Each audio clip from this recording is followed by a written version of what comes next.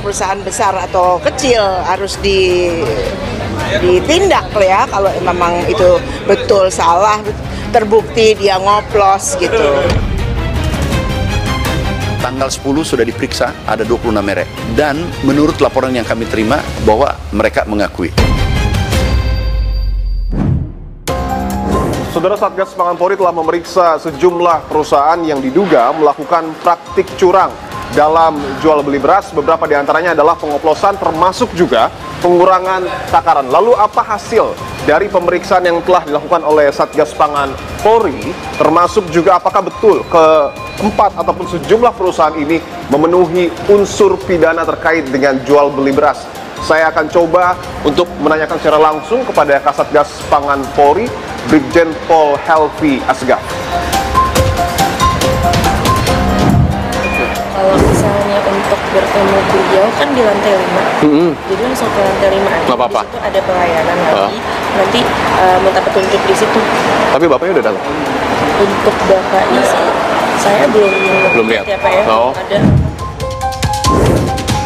Pada kesempatan ini kami belum berhasil menemui Kepala Satgas Pangan Brigjen Helvi Asgaf di Bareskrim Mabes Polri.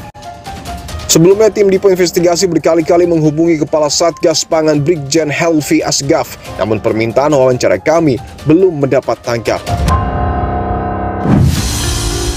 Beras sebagai makanan pokok 270 juta penduduk Indonesia melalui perjalanan yang panjang sebelum terhidang di meja makan. Dimulai dari petani sebagai hulu rantai pasok yang menjual gabah kepada pengepul sesuai harga pembelian yang ditetapkan oleh pemerintah atau HPP seharga Rp6.500 per kilogram.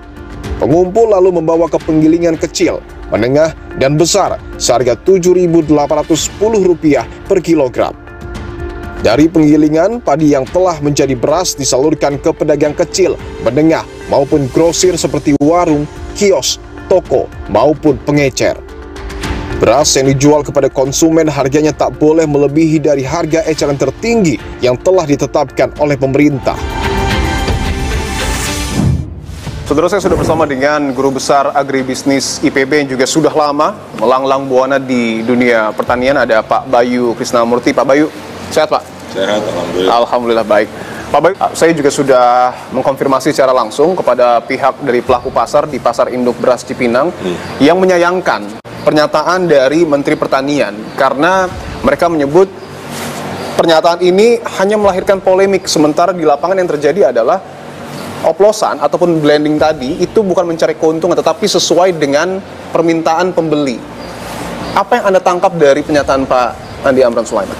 Saya kira mungkin Pak Menteri bermaksud untuk mencari sumber masalah ya dari situasi yang sekarang ada, yaitu bahwa secara statistik kelihatan beras produksinya cukup baik, kemudian stok pemerintah salah satu yang tertinggi dalam sejarah, tetapi kok harga naik gitu. Betul. Nah itu sebenarnya yang ingin dicari. Jadi menurut saya mari kita fokus pada masalahnya, yaitu kenaikan harga itu. Apa yang menjadi penyebabnya, dan mari kita telusuri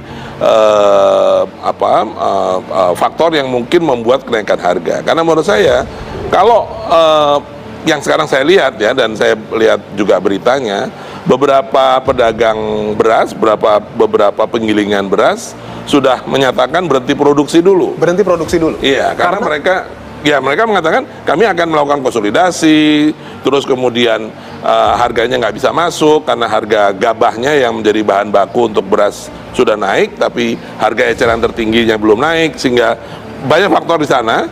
Jadi menurut saya kalau misalnya penggilingan itu kemudian tutup, justru kan logikanya supply akan berkurang. Betul. Nanti di pasar. Ada juga pernyataan yang mungkin kontradiktif. Pak Mentan di sisi lain menyebut bahwa stok beras kita melimpah, bahkan menyentuh angka kurang lebih 4 juta ton. Ya. Sementara pada saat saya tanyakan di lapangan, stoknya tipis. Apa yang salah, Pak? Ya, yang 4 juta ton kan di Bulog. Yang di pasar tadi mungkin saja tipis. Apakah itu hal yang bisa direspon secara positif atau justru harus diwaspadai? Menurut saya suatu hal yang harus diwaspadai. Karena 4 juta ton pun, itu kalau kita lihat dari konsumsi beras nasional, kita kira-kira 31-32 juta ton. Jadi kalau 4 juta kan kira-kira mungkin 12-13% saja. Jadi ada 85% yang harusnya ada di masyarakat gitu. Nah, kalau yang 85% ini tipis, ya kan itu menurut saya harus yang sesuatu yang kita waspadai. Artinya ada mungkin kebijakan keliru yang diambil oleh pemerintah? Saya ingin mengatakan lebih baik mari kita duduk bersama, kita lihat secara lebih komprehensif kebijakannya. Jadi Salah satu yang disesalkan juga oleh para pelaku pasar, khususnya di pasar induk beras Cipinang, adalah ketika Pak Menteri Pertanian ini menyebut ada mafia beras. Bapak sebagai orang yang sudah lama berkecimpung di dalam dunia pertanian, membenarkan pernyataan tersebut atau seperti apa? saya akan sangat senang kalau memang ada mafia itu yang segera ditangkap. Oke. Ya, dan sampai dengan sekarang masih sangat sulit untuk melakukan pembuktiannya. Apa sih kejahatannya mafia itu? Bisnis komoditi itu adalah sesuatu yang memang selalu membutuhkan penyeimbang.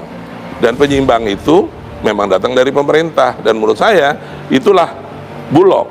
Bulog itu menjadi penyeimbang. Sebenarnya dengan sekarang stok Bulog ada 4 juta ton. Kalau saya berpendapat tidak ada pedagang yang berani sebenarnya.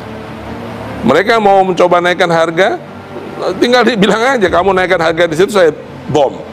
Bom itu maksudnya disuplai, dikeluarkan stok Bulog, kemudian dijual dengan harga lebih murah di tempat itu, kan gitu. Ya, jadi dengan begitu pasti beras dia nggak laku. Kalau beras dia nggak laku, namanya pedagang kan dia butuh untung, dia pasti akan ikut turun harganya dan akan jual. Nanti begitu sudah normal, operasi pasar Bulog berhenti. Itulah namanya operasi pasar, kan gitu. Dan itu membuat pemerintah punya instrumen untuk melakukan intervensi ke pasar dan mungkin saatnya sekarang dilakukan.